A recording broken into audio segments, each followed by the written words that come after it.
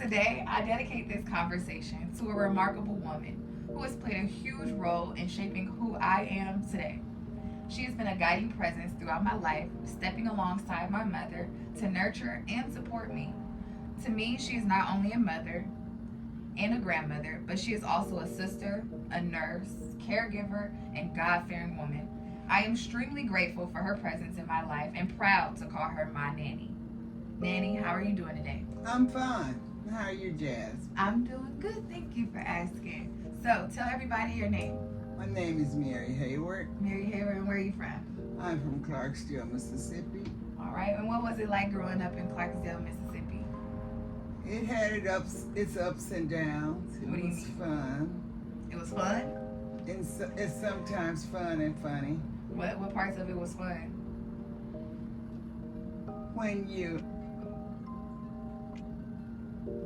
were told that you're going to the country to help your aunt pick cotton. That was fun, helping pick cotton. No, the running away was. The getting away part was fun. Yeah, Even if it wasn't something. They that told was me I touched the cotton and my bow legs took off.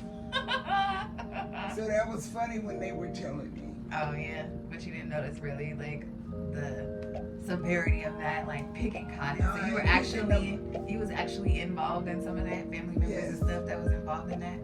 But when I tried to cotton, I hauled and ran. I ain't picked no cotton. I ran away. You ran away. What are some other things you did in Mississippi growing up? What else? I liked it too. I had a friend. I would go across the street and cross the field to her house and play. And it was fun walking to school as a little child in 4 to 5 inch snow. The snow was tall as I was, almost taller than me. And what was school like growing up in Mississippi? School was kind of different than California because you had all grade levels in one classroom. And that's from first grade to 12th grade. One teacher taught all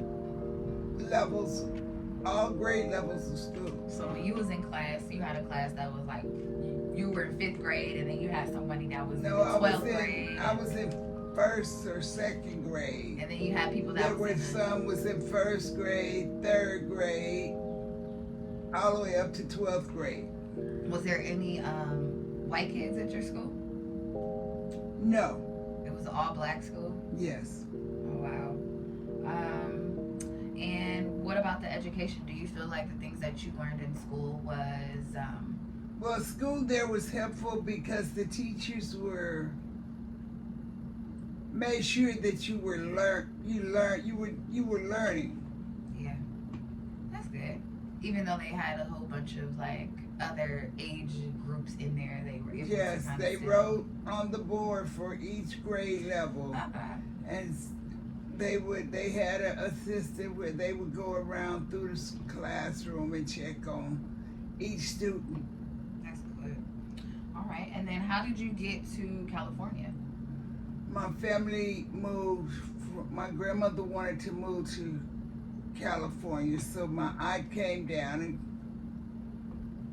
got a job in a house, and she sent for my mother, her son, my grandmother, my brother, and myself. Oh, so everybody just migrated to California? Yeah, it was my grandmother, my aunt, my mother, my cousin, my brother, and myself. And before you moved to California, did you know anything about California or heard anything No, about I was it? only 8 years old. Yeah, so you didn't really know much about California. You were just like, yep, I'm up for the ride. Let's go. Well, I had to do what a child was That's told. supposed to do. Yeah. So once you got out here, what was it like? What was the difference between, being in Mississippi and coming out here as like a teenager at that time, probably California teenager? No. At the age I was when I came out, I enjoyed, when I first got out here, it was fun. You would go to school and then the shock was to be in a classroom where it was just my grade level only kids my age, and we were all in the same grade. Yeah. And what about culturally? Was there other ethnicities in the class as well this way? When you In the left? classroom, yes. Yeah, that's good. But at the school, was it everybody kind of talking, or was it kind of segregated at the school once you No, came here? the schools were because the street that I grew up on, we had other nationalities on our block. That's good. So there was a good new cultural shock coming here, where it was like, you know, when you were there, it was just the schools were all black versus coming here, and the schools were a little bit more. Yes, but I had encounters with other nationalities with the work that my aunt did. She would take me every now and then, and by me being the spoiled one, she took me and introduced me, and the people she worked with, they were, Mary, come here, Mary, come there. And I say, I get home and I ask Auntie, what color is them? Who are they? And she explained it to me, Yeah. that we're all God's children. Yeah. We're just different. We just have different skin color. That's good. That's good. You know, because I mean, sometimes people don't even explain it, or they'll explain it that it's a different thing. So that's a good thing. What are your parents' names? My mother's name was Winnie, as in Winnie the Pooh, May Walls. And your dad? My father's name was L. Seeley Jr. Yeah. And what are some lessons that you believe your parents taught you that you believe you would want to pass down to your children?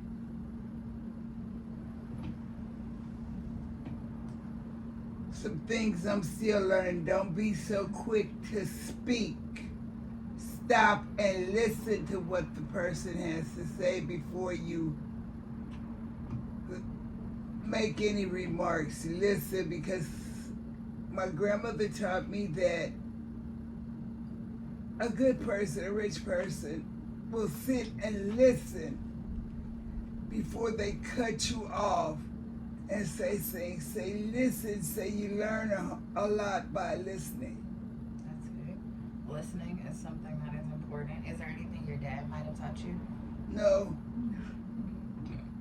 And what was your relationship like with both of them? both of who? Your parents? My mother and I, we had our ups and downs quite naturally, as mother and daughter do. But we were close. Yeah. And your dad? I never had a relationship with him. It was more so with his mother and father. Yeah. And where were they from? Were they from Mississippi? They were from Mississippi. We're all from Coahoma County, Mississippi. Coahoma County. All right. And now where are we? I'm gonna pause it. All right. Do you have any siblings? Yes, I have 2 sisters on my father's side and 3 brothers. And my mother I had a brother on my mother's side. Can you give me the names? Okay, my mother's side, my brother's name is Samuel Earl. And on my father's side, I had a sister, she's deceased, named Benita Lee.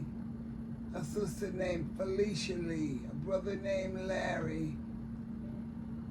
A brother named L.C. the Third, and one named Billy. Did you grow up with all of them? No, only with my brother Samuel. Okay. And where did they live? Did they stay in California as well? No, or- they lived in Mississippi, lived and grew up in Mississippi. Oh, so you guys didn't even grow up together. No. That sucks. What about once you came to California? What is a most memorable thing that you can think of once you came here? What was something that was different? Well, and new? I was a big tomboy, Mhm. so I would climb the trees with the boys, beat the boys up, and they would get angry or upset because I could beat them up, and then I could beat them climbing trees. Excuse me. Not climbing trees. Yeah. What about, didn't you tell me something about the trains being something new that wasn't out? Oh, what was odd to me was seeing a train on the track. We go somewhere to go like downtown. Instead of a bus, there was a train that was connected to overhead wires. And it was like a cord running from them overhead wires down to the train, and you got on that train and rode downtown. And that was the form of transportation on certain sides of the city. Yeah. And what city did you guys kind of grow up in when you guys came to California? Because I know it's so big. What part Well, did you South grow up in? Central, South Central. Nice. between Manchester and Century, Manchester. Avalon. Okay.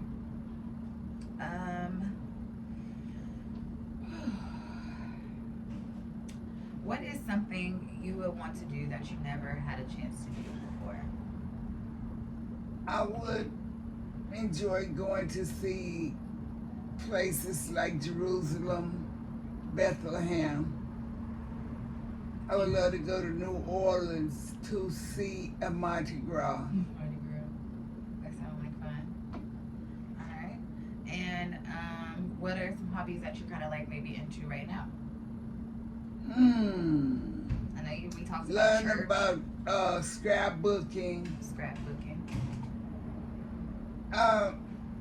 My ailment is keeping me from pursuing things that I want to at church. Because in church I've always been an usher. Yeah. It's a hobby. But I want to see the young people in our church more active. I would like to see my granddaughters coming in and teach the children dances and put on those skits and plays to build up the youth program. Okay. And do you have any kids? I have 4 children: Shantae, Yvette, Violet, Latasha, Edwin, Deshaun, and Antonio Dion.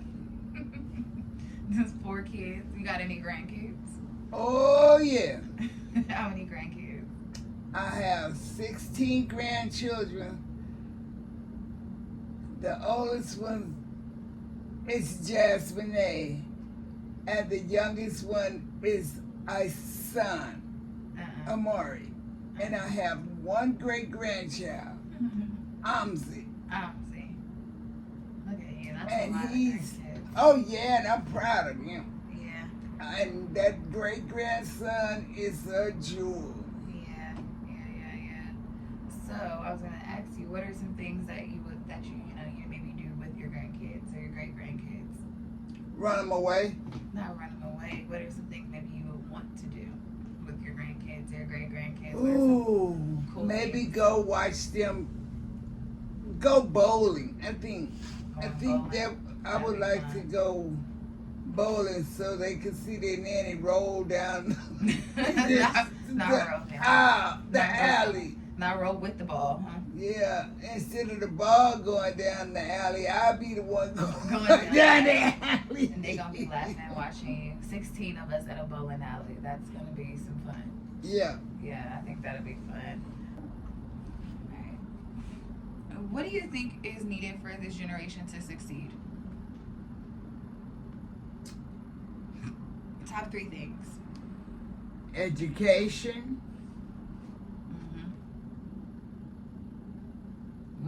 they need to be taught moral values. They don't want to listen, they don't care anything about church. I'm not trying to push church down their throat, but they need to know God. And why is that important to you, that the new generation know God? Because a lot of the children nowadays think they were made by their parents. Yes, their parents had a certain type of involvement that brought them here, but who brought their parents? And it wasn't their grandpa. Who do they think made the grass and the sun and the rain? I have a granddaughter that was always questioning me. Well, Nanny, ain't no man did that. Did no man make that grass? Did no man make that rain? Nanny, God made that. That's what we learned, huh? God made everything, huh? Yes, baby. But she was very curious, and right to this day, she has a son of her own, and she's still very curious. And I have a feeling that that grandson of mine is going to be quite a bit like her, very inquisitive, wants to know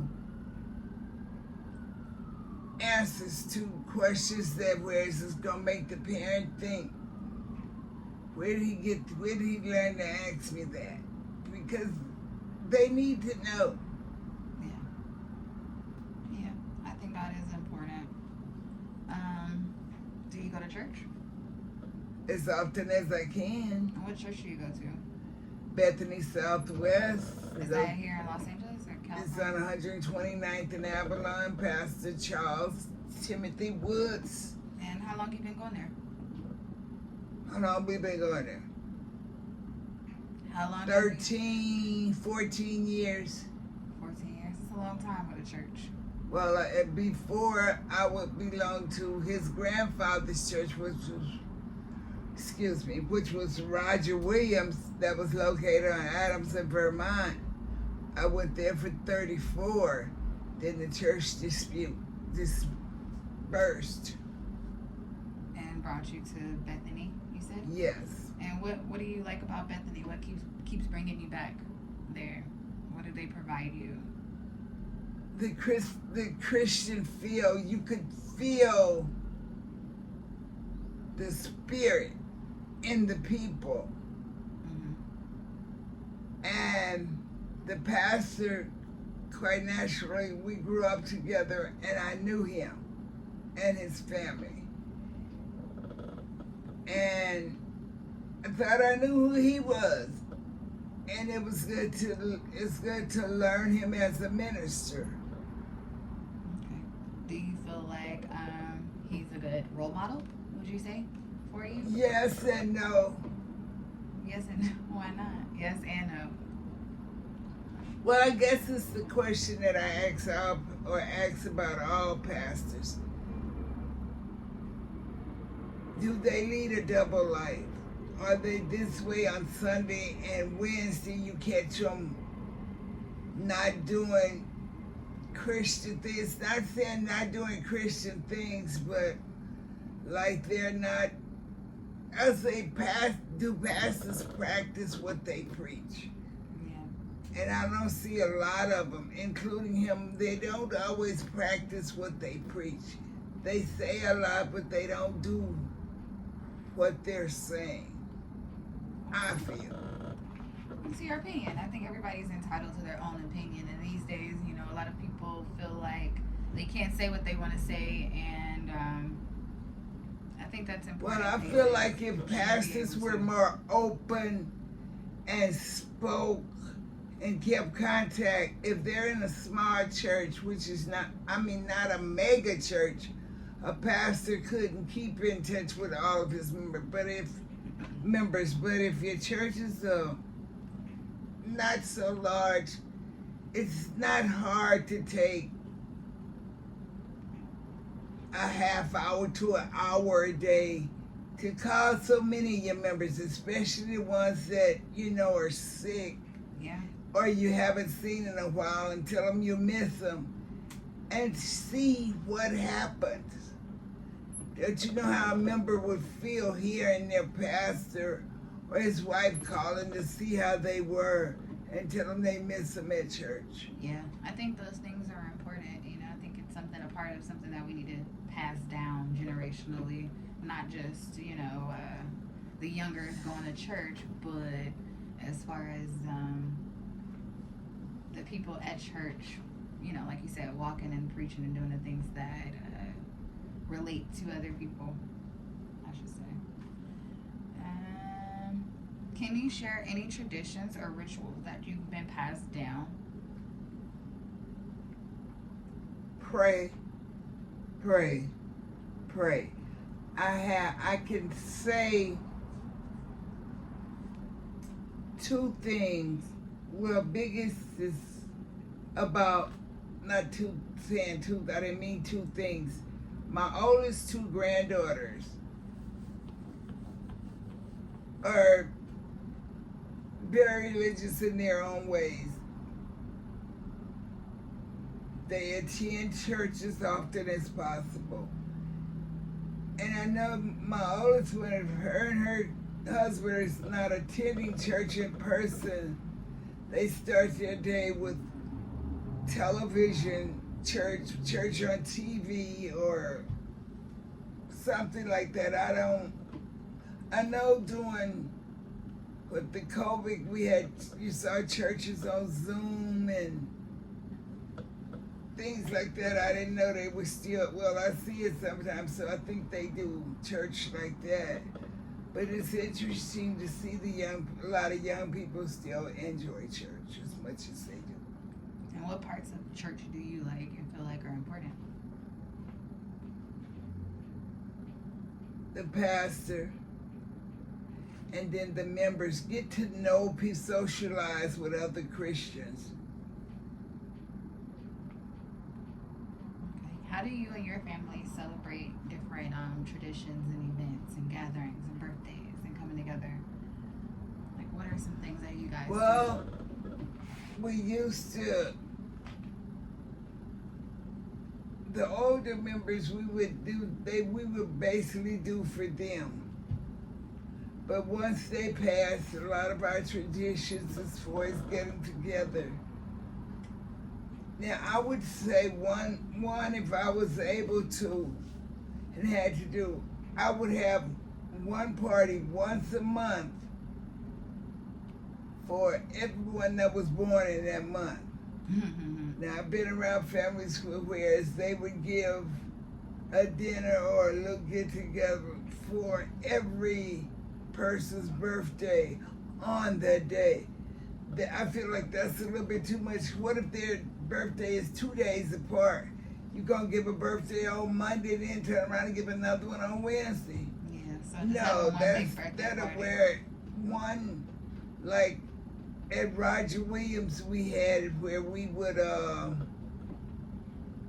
do a birthday month. Yeah. And whose ever birthday it was in their month, they would supply food and share with the rest of the church members, and everybody would sit with their table, their birth month table. And sometimes they would donate something to that birth month. Yeah. To help them with the food, or they would cook if they were asked. Yeah. Different little things like that. And I love to see the children put on programs when they think they're big shots. When they get up there and perform little plays and acts for us or sing. You don't know how much joy some children get out of that. Yeah, I think they do. I think they enjoy actually getting out there and doing stuff like that. Well, I know my grands, not just the oldest two, but the other ones, a lot of the other ones enjoy doing that as well. Yeah, that's good. I'm gonna take a break. We had 10. Sorry. Can you tell me about a challenging moment or obstacle you faced growing up and how you overcame it?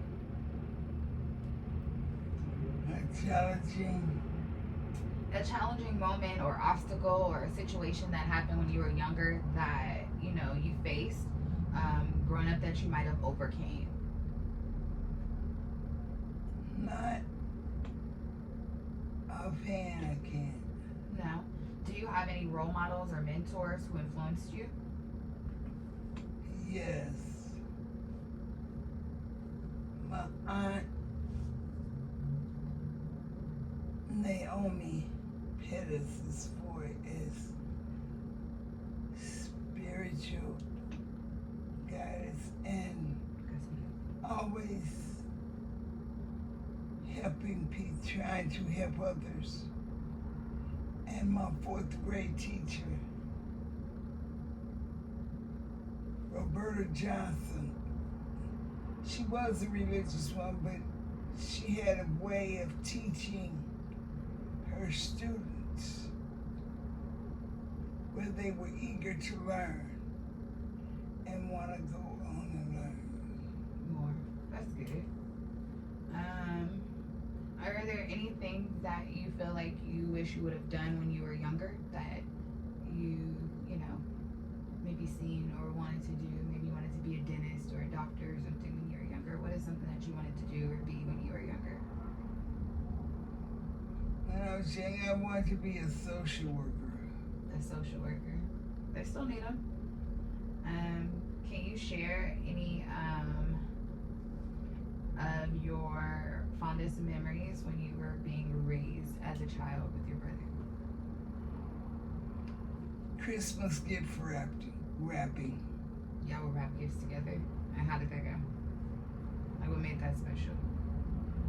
Because it started out as us 2 and it wound up me 1. So he'll get out of gift wrapping. What are some of the biggest changes you've witnessed in society and culture throughout your lifetime? Ooh. The clothing we wore back then shows some of the items that we wore. The children laugh at when they seen the pictures. And then the following year, those same items that we wore, that they were laughing at, they were wearing now. And they were, when they looked at our pictures, they were funny. Yeah. And then like turned around the next year, they were back in style. I said, now, I thought you would never wear it. You told me you would never wear nothing like that. And I said, what is that you got on? What was it? What things are you talking about? Like bell bottoms like or leggings, the bell bottoms. Yeah. Like a lot of them now wear the low-waisted jeans. The what y'all call them, crop tops. Crop tops. Yeah, I used to rock crop tops. Yep. That's funny. So I believe that fashion definitely makes a comeback. It always like goes full circle and comes back. Cause Yes, I'm definitely into my bell bottoms and big hair right now. What is your favorite dish and or recipe? There are 2, the baked beans and meatloaf. And meatloaf. Do you make meatloaf? Yes. How you make your meatloaf? You don't want to tell the people the secret? No, just basic. Just basic. What's basic? I seen somebody put some I don't put garlic. I seen some people put raisins in it. I seen some people put some peanut butter. I seen all kinds of stuff. I've seen people take a boiled eggs, cut the meatloaf open, and put boiled eggs in the middle of it. Now the only thing I've taken and opened a meatloaf up and put it in the middle of it was cheese. I don't eat cheese, but I know a lot of people that was the circle I was running in even today. People call me because I'm doing it, whatever. And first thing I ask, when you gonna make some more meatloaf? Meatloaf. But you ain't telling us what's in it though. It's just basic onion, bell pepper, maybe steak sauce, crackers, toast, breadcrumbs, egg, nothing difficult. And then there are times where, as I've gotten older, I can't stand a lot of red sauce.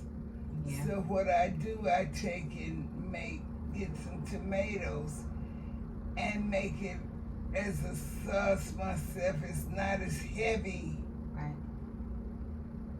As the ones that as are the pre-made. one with the tomato sauce poured over there mixed with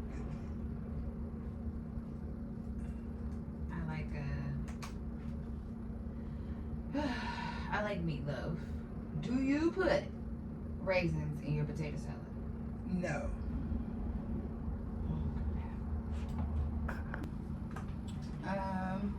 What is your favorite holiday?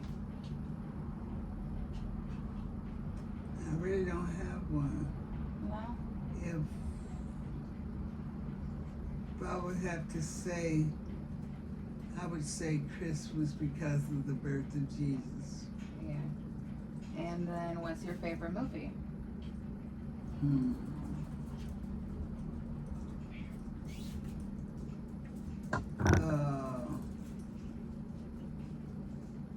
Mary Popkins.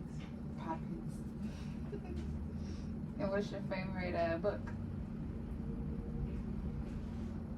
The Bible. Okay. If you could be any animal, what would that be and why? Ooh. A butterfly. Why? Because they're a beautiful piece of God's creation. And to see them go from like a bird,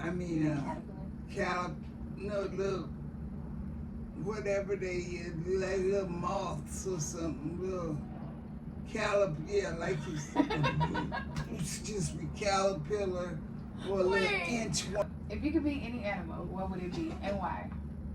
A butterfly. Why? Because they're a beautiful creature and they start out as a little caterpillar or something like that, and whatever, look at the stages that they change to. And then they're multicolored facet. Yeah, so they're colorful. And they're just beautiful. They make me think of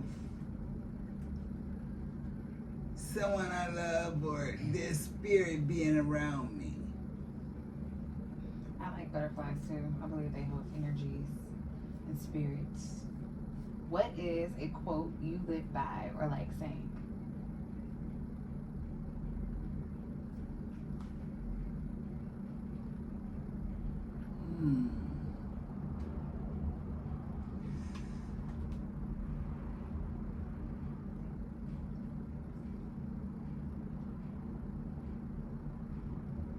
I guess I could say this too shall pass, because there are a lot of times in life you're going through problems and situations and it seems like the situation is not going any place.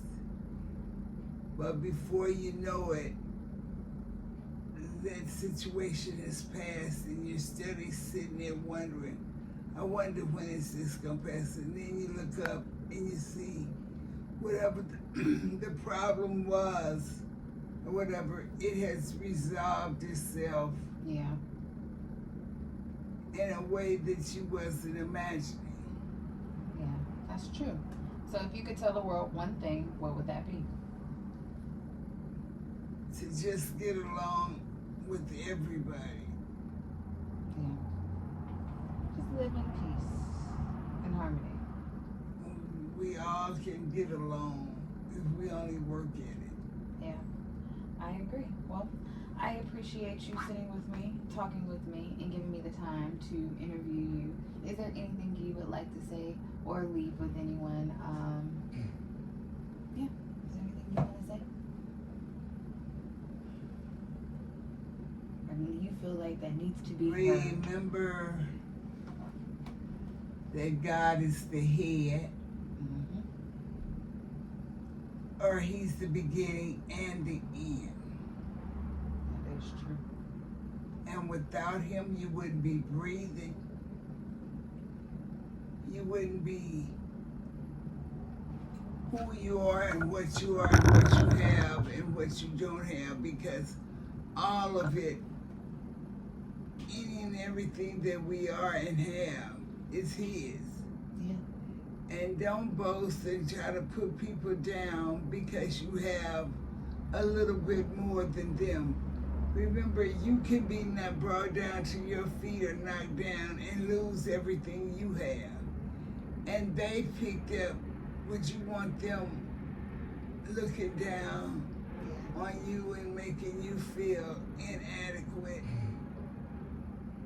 to them? Now the shoes have turned. They've changed feet. Yeah. So always put yourself in someone else's shoes. And don't judge a person just by you gotta know all that? Yeah, like I remember I said, and cut.